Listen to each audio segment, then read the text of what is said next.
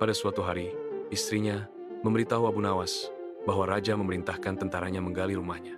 Karena ia bermimpi di bawah rumah Abu Nawas, terdapat emas dan permata yang tak ternilai harganya, tetapi setelah digali, ternyata emas dan permata itu tidak ditemukan.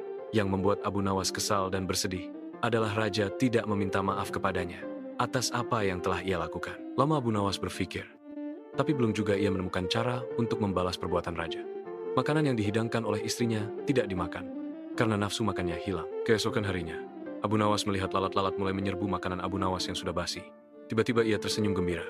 Abu Nawas berkata pada istrinya, "Tolong ambilkan kain penutup makananku." Dan sebatang besi, titah Abu Nawas kepada istrinya. Dan Abu Nawas berkata, "Aku akan membalas perbuatan raja yang seenaknya merusak rumah kita." Dengan wajah berseri-seri, Abu Nawas berangkat menuju istana. Tiba di istana, Abu Nawas memberi salam hormat dan berkata kepada raja, "Maaf raja, aku menemuimu untuk mengadukan perlakukan tamu-tamu yang tak diundang. Mereka memasuki rumahku tanpa izin dan berani memakan makananku. Siapakah tamu-tamu yang tak diundang itu? Wahai Abu Nawas." Tanya sang raja kepada Abu Nawas, "Lalat-lalat ini raja, kalau bukan kepadamu, kepada siapa lagi hamba harus mengadukan ketidakadilan ini? Keadilan seperti apa yang kamu inginkan dariku? Aku hanya ingin mendapatkan izin tertulis dari raja untuk bisa menghukum lalat-lalat ini." Meskipun terdengar aneh, tapi raja tidak bisa menolak permintaan Abu Nawas.